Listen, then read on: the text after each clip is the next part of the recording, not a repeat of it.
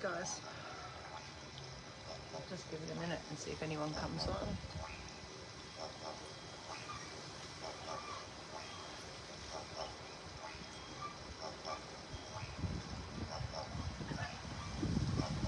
Just get my gum ready to spin.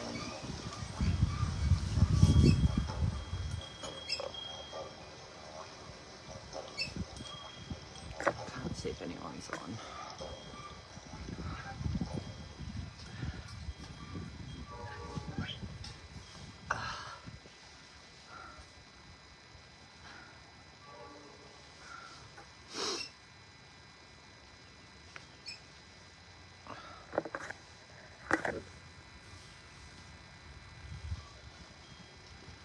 Like I said, I'll just give it a minute and see if anyone comes on, otherwise I'll make a start.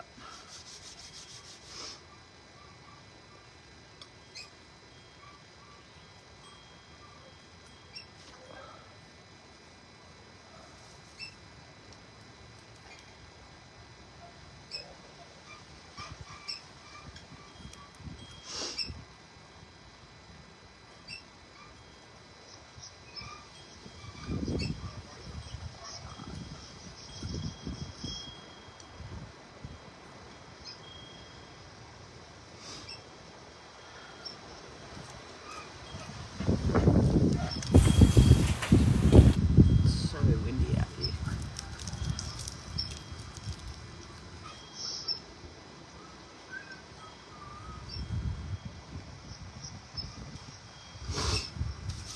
Okay, well I can't see it that anyone's on, so I think I'll just make a start.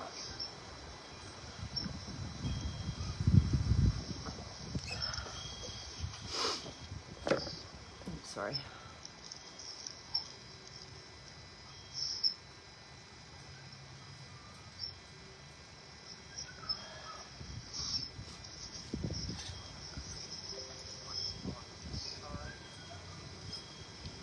All right.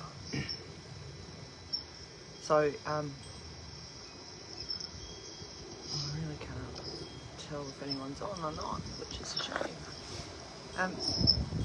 We're going to be, this is part of the spirit animal series that we've been doing, and this one's going to be on koalas.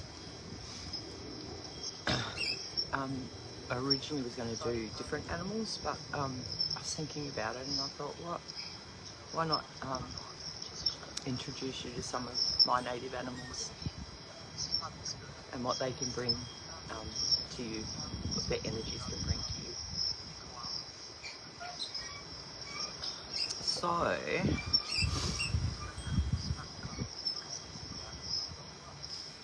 don't think anyone's on, but if you just drop me a hello so I can see if anyone's on. Hopefully they'll appear on one of the devices. Oh.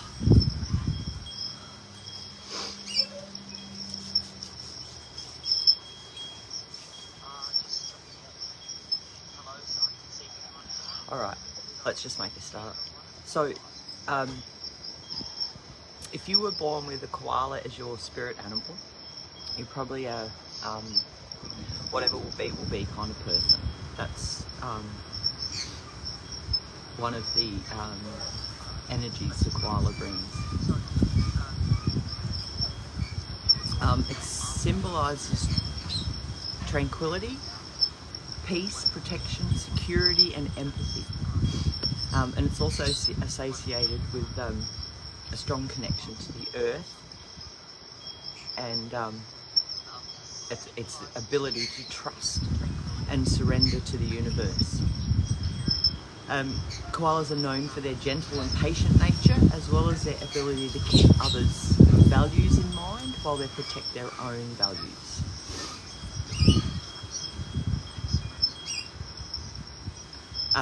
Don't get me wrong, they are a gentle creature, but they can be vicious as well. They have their moments. Sorry, I was trying to stretch out a bit here.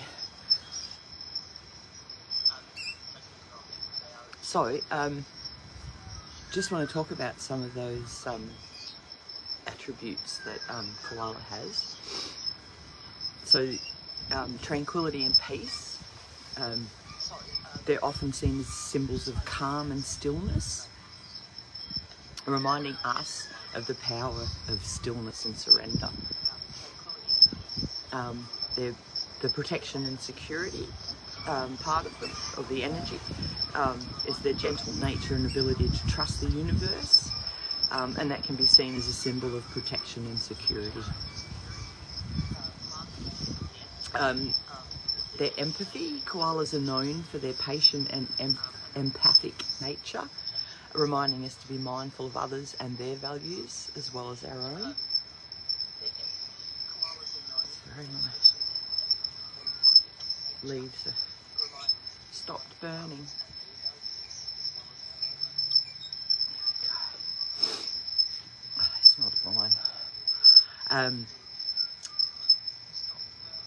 Koalas have a really strong connection to the earth. Their reliance on the eucalyptus leaves, which I'll show you in a minute.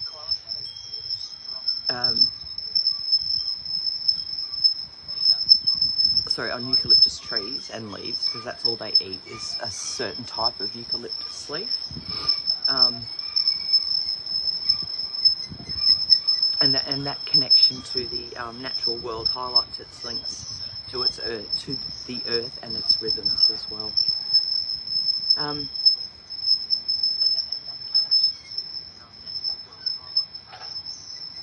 Sorry, I'm just looking at what I've missed. Another energy they bring to us is surrender and trust. And that's their ability to trust and surrender to the universe. It can be a reminder for us to let go of control and trust in the flow of life. I still can't see if anyone's on, so and that's okay. Alright, so koalas sleep around 20 out of 24 hours a day, and the other 4 they're usually eating. And there's nothing in this animal that remotely speaks of stress. The euphoria of the eucalyptus leaves probably helps, and their slow metabolism doesn't hurt either. Koalas seem perpetually at peace with itself and its surroundings, and that's what the energy that it's bringing to us, to remind us to be at peace with ourselves and our surroundings as well.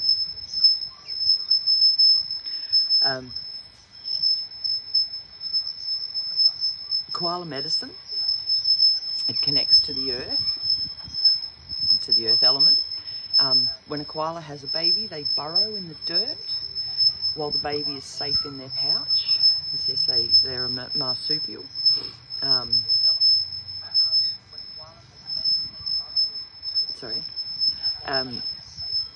And they embody the nature of maternal nature. That maternal instinct is really inbuilt into them. And their pouch represents the life-giving energy, just as the earth sustains all life as well. So they have a really deep connection to the earth. It's also I hope you can still hear me. It's getting very windy out here. I wanted to do it outside because that's where koala's natural habitat is, up in the eucalyptus trees. Alright, so koala energy is also the energy of tree magic and tree worship as well. So to connect with that energy, you could do things like walk through a forest, plant a tree, specifically a eucalyptus tree if you can get one. Involve trees and tree spirits into your life, honour them. You could introduce some plant-based foods into your life or into your diet. And koala energy also responds really well to treehouse symbolism as well. So if you've got a tree house, you could go and sit in that to connect with koala energy. You could make a little one and a little tree house and put that on your altar or something. I found this really fascinating, and I'm just going to read this bit as well so that I get it right. Let me just stick some more gum leaves on my cauldron, in my block.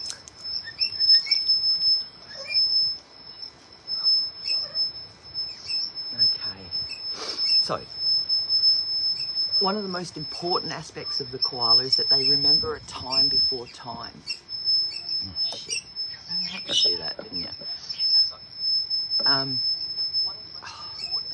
Give me a minute, I just switched it off. And I want to get this right, I don't want to just wing it.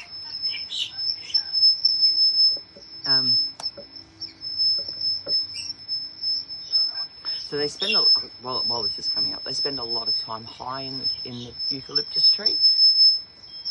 It's not fucking working. I hope I'm not out of power.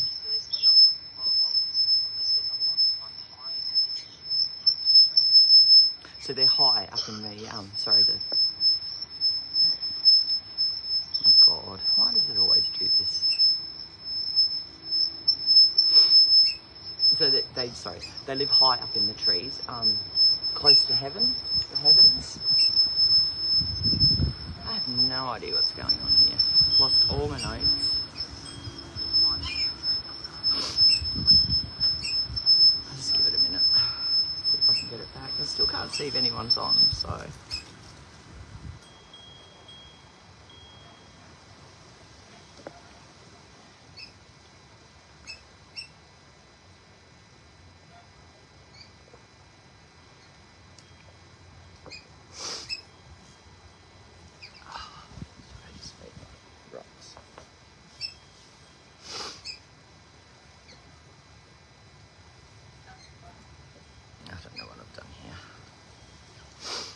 Okay, I think it's coming up.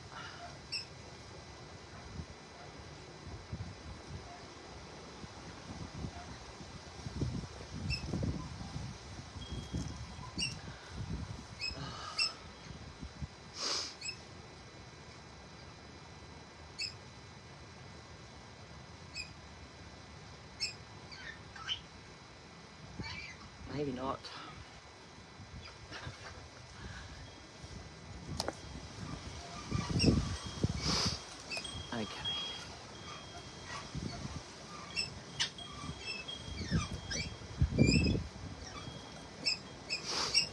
Alright, here we go.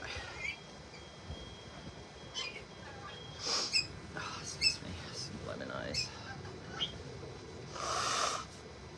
A terrible hay fever today.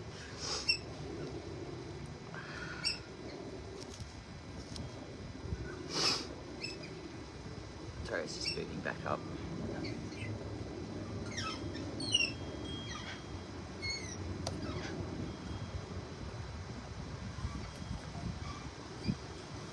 Alright, while we're waiting for that, I'll show you some of the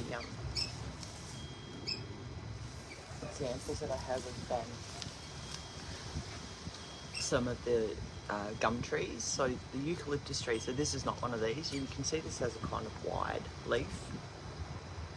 So these are different types of gums, but they're not a eucalyptus. And this one's not as wide as that one. But the eucalyptus leaf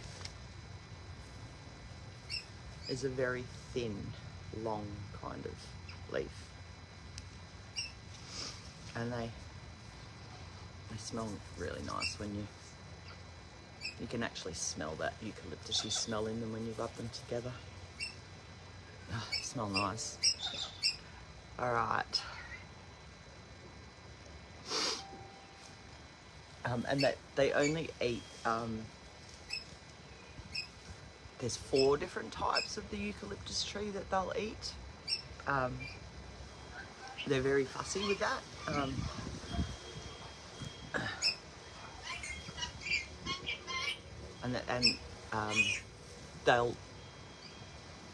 sort of walk a long way to find those trees as well. That specific type of eucalyptus tree that they like. All right, let me see if I can find this bit again. So these are some dried ones of the eucalyptus that I've collected, and I'm just burning them in my... Oh, there goes my tissues. It's so windy here, I'm really sorry. Burning them in my cauldron. They do smell nice. All right, let me find this bit that I wanted to talk to you about. Okay, so one of the most important aspects of koala is that they remember a time before time. They carry a genetic memory of primeval ancestors and mysteries. Let me just collect all these tissues before they go. So to this day, they climb towards the heavens, watching and waiting for the sacred ancients to return. In nearly all esoteric symbolisms, the trees are bridges between Mother Earth and Father Sky, and this makes koala a walker between worlds, bearing wisdom from the heavens, and when they bearing wisdom from the heavens when they return down from their journey. I thought that was really interesting. So the koalas also have a unique fingerprints, just like we do.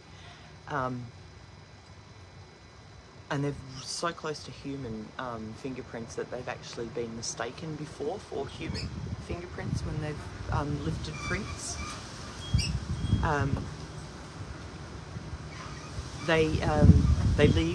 The koalas leave their prints on the trees and that they climb on in their territory, and they're teaching us to remember to leave our prints on the world, so our fingerprints on the world, and to learn the joy and nourishment that can be found by leaving that mark in the world around us. All right, so let's just talk a little bit about when it comes into your life. Oh, fuck off, it's done it again. Oh, I'm going to... Okay, sorry, I just cursed then. So when koala climbs into your life, it's a time to take a well-earned break. That's what it's trying to tell you. Take a well-earned break. It's telling you don't move too fast, don't rush to that next moment. Take your time and be present in the moment. It could also be telling us to bring calm to our stormy lives. And enjoy the small things. Meditate, breathe, or walk in Mother Nature. Sometimes a koala will appear to parents to help guide them, because remember they have a very maternal instinct. So it can help they help guide parents, guide their young. That's what I'm trying to say. They have a strong tribal instincts that support us through our learning experiences as well. Koala's great senses, the greatest senses, are hearing and sight, and having koala appear in your life could mean the development of psychic gifts. So pay attention and see what your nose and ears are telling you.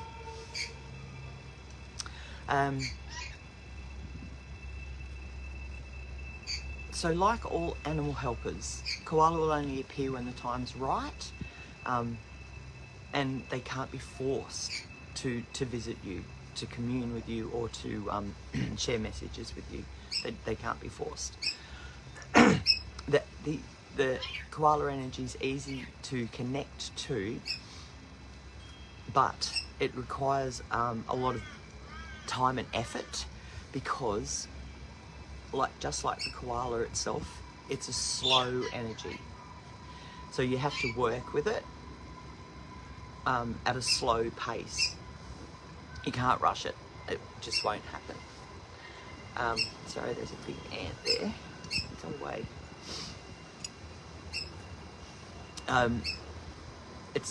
yeah, so it's as slow moving as the animal, and you can't rush it. Excuse me. So you have to take that time to understand and listen to what Koala's trying to share with you. So some of the ways that you could connect to the energy of the koala, you could,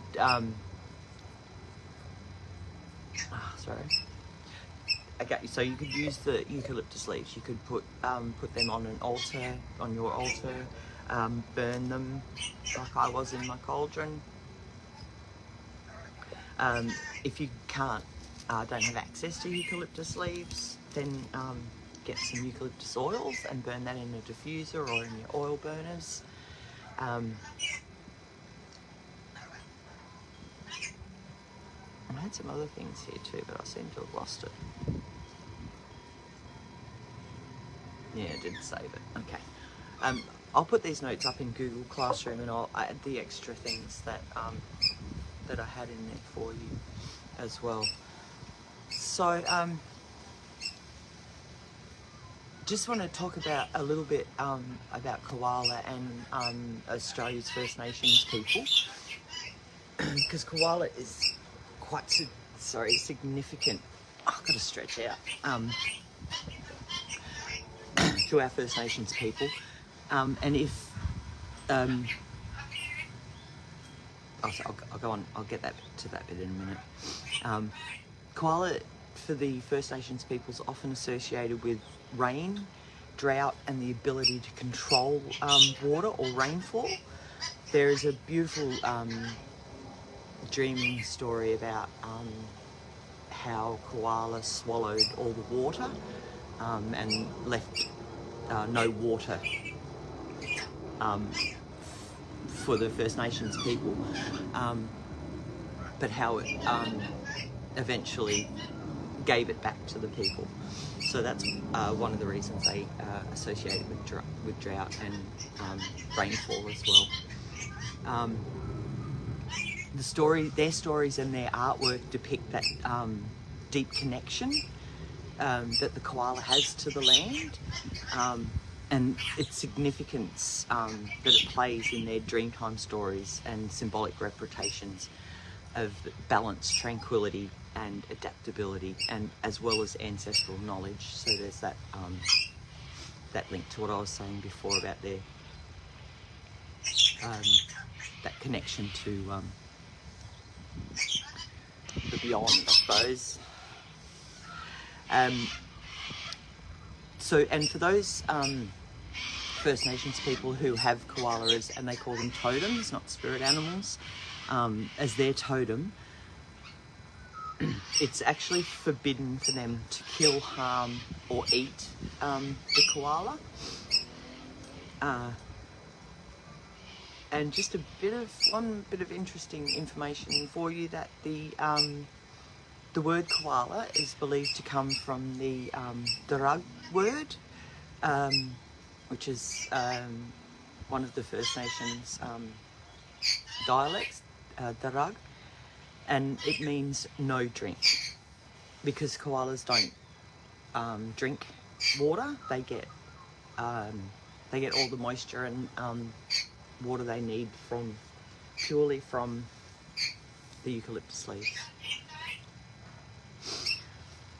But I'd ask if there are any questions, but I can't see anyone on. So,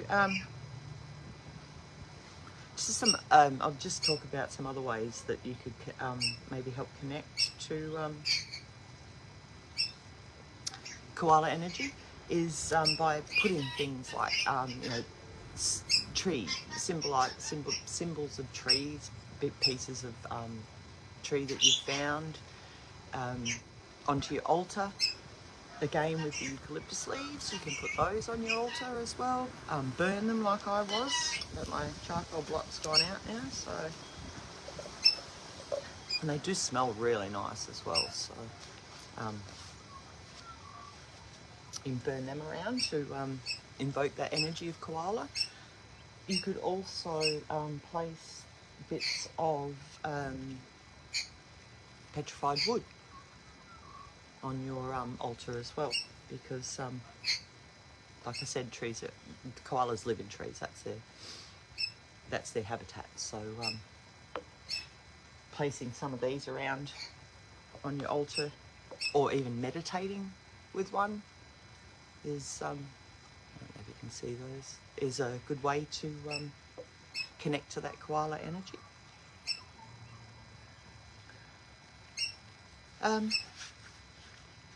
That's about all I have. I've got some books here, and I'll just quickly show them as well. I couldn't see that anyone was on here, so if you've actually got questions and you're watching while you're watching the replay, please drop them in and I'll get to them when I see them.